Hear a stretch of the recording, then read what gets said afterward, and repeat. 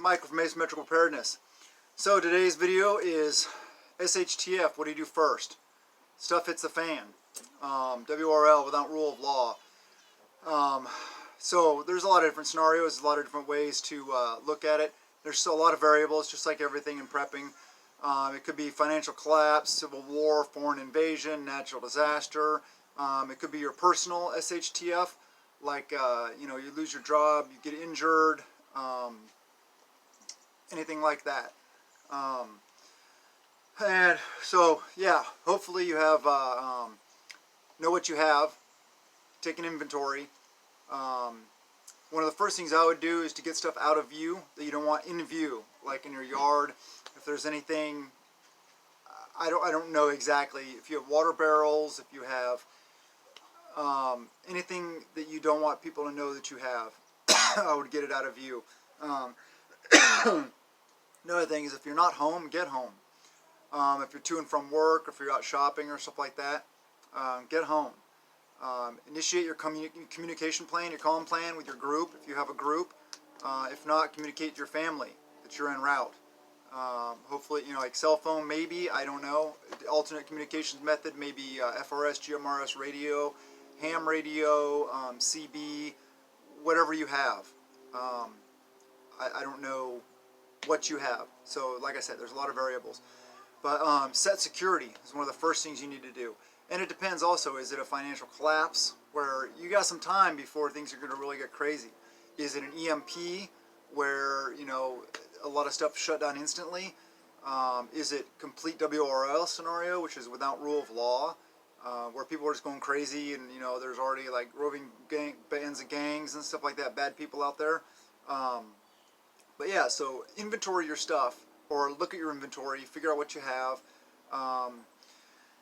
Let me see. Are you stuck in place? Do you have an advance warning? Can you bug out? Do you have to bug in? There's a lot of different variables. I keep looking over here because this is my notes, my pocket brain is, so sorry about that. I'm taking notes. Also, for security, high vis or low vis. I've talked about in other videos. High visibility or low visibility security, meaning can people see that you have security measures in place, or can they not? Sometimes you want it to be low visibility, meaning you don't want people to necessarily know that you have these security measures in place. That may be like financial collapse, in the interim between when stuff goes bad and when it gets really bad, where you need to be high visibility. And even in a really bad situation, you may want to go high or low visibility also, because you may not want people knowing what you have or where you're at. Like I said, I'm not going to say, I keep on saying there's so many variables, sorry. I'm just trying to throw ideas out there. I'm trying to help you guys think about what's going on, what the possibilities are, and some ideas. So, yeah, another thing is fill every container you have with water. First thing, before, if it's a situation where you're going to lose water pressure, or power to your well pump or stuff like that, usually there's a reserve. There's some water you can get. Get as much water as you possibly can. Fill all your containers. I like those. I recommend those big bladder things that go in bathtubs, and it hooks right up to the faucet or the spout of the bathtub. And you can actually, I don't know if they hook. They don't really hook up, but you can fill them right there. Fill them up, and you got that. There's like 50 gallons of water. If you have 2 bathtubs, get 2 of those things. 100 gallons of water right there. Those blue barrels that you can get those from, and a good source for those is soda, like beverage company, like bottling companies, because like the syrups and stuff like that are transported in those barrels, and they'll sell them. They need to get rid of them. They'll sell them really cheap, really inexpensive. So you can get those. Wash them out really good, but know what was in them. Don't buy them on like Craigslist not knowing what was in them, because they may have had some toxic chemicals or something like that in it. You don't want your water stored in something that had that. But get the blue, like bottling company, it's food grade. Wash them out really good, and then fill them up with water and have those on hand. Maybe every twice a year, maybe. That's what I usually do, is dump them out, clean them out really quick, fill them back up. That way you always have them. It's pretty fresh water, so you can drink it or use it for whatever you need. So yeah, are you going to hunker down, which is bug in place or bug out? Do you have enough people for high visibility security or low visibility security? It doesn't really matter about the visibility level of security. You need people to set security, effective security plans. And it all depends on your situation. Natural barriers and such also apply. Like I have a lot of natural barriers. We see all the blackberry bushes in the background. So I know where my access points are. I know where I put my guards. But right here on my property is not where I want my standoff to be. Standoff is the distance that somebody can get to your location without you knowing that they're there or you're having the ability to stop them. That's standoff.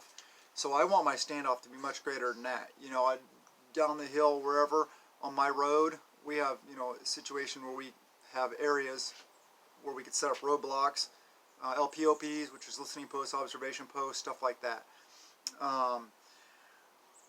So let me see. Hunger down. Okay, advance warning is pretty important as far as what you're going to do first. Do you see this coming? Is it going slow? Is it happening fast? If it happens really fast, whew, you're pretty much stuck where you're at. With the exception of get home. You know, secure your things, secure your family, gather your group if you can. If you have a chance to get your bug out location really quick, and you think it's advantageous to do so and worth the risk, then do it. If it's not worth the risk, if it's already going really crazy out there, then gather your group, your tribe, your family, and just stay in place. That's probably safe, you know, safer in the long run, even if you don't have the best situation. You know, we all don't have bunker complexes and stuff like that, and fortresses. And I forget who said it. I think it was Patton or Rommel or some World War II general. He said that that fortresses, castles, stuff like that are basically death traps. I forget the exact quote, but because if you are in a set location like that, you can be taken down, no matter how long it takes. Like in a military situation, you're going to have those, but if you're like, especially guerrilla warfare, you don't really want to have hardened positions. You want to have fluid. You want to be dynamic. You want to be on the road. You want to be on the move all the time, moving bases, stuff like that. But don't worry about that. That's kind of a side note. I go off on these different side things sometimes. Sorry about that. But yeah, put out your security measures, like your barbed wire, razor wire, tripwires, early warning devices, stuff like that. And you can have them high vis or low vis. It's pretty easy to conceal some things, and it depends on your situation, what your landscape is like, what your terrain is like, what things you can put in place in a low visibility manner. High visibility manner doesn't really matter. You can throw out rolls of razor wire everywhere and be like, basically, come and get us. You know, Mullen Labe, come and take them. You know, I mean, whatever, they can try. Let me see. Gather your mag group, initiate your comm plan. There isn't really a set first thing to do when SHTF is, because it can happen so many different ways. Everybody's situation is different. Everybody's terrain is different. The location, their population density, how close their mag, their group, their tribe is, whether they have one, what your prepping level is, your ability to bug in, bug out. There's so many different variables. All I can do is throw out there some ideas, some thoughts, and some things that I would probably want to do first. You know, get stuff out of view, fill water containers, set security, and then go from there. If you gather your group, your tribe, your family, and start delegating tasks, doing things that everything you can. Like right now, we got lots of blackberries out here around. So one of the things I would do is, my son, I'd tell him, hey, go out and start picking all the blackberries you possibly can. We'll gather them up. Check the fuel in the generators, stuff like that. Fill up the chainsaws. Maybe I may have to use them to fall some of these trees around here for security measures, or for firewood. We have a wood stove. That's our primary source of heat in the wintertime. We have other methods, but we love the feel of wood heat. There's something about wood heat, the way it warms you. It like warms you from the inside. Your bones just get warm. I love natural wood heat. It is awesome. Way better than conventional heaters as far as I'm concerned. But yeah, so those are some ideas. I hope you like them. There's lots out there. There's lots of other ideas. Like I always say, watch other people's videos. Get a lot of different ideas. Also, don't get down on yourself if you don't have a lot of this stuff. It's a process. It's a slow process, a little bit every day. Like exercise, you don't get fit overnight.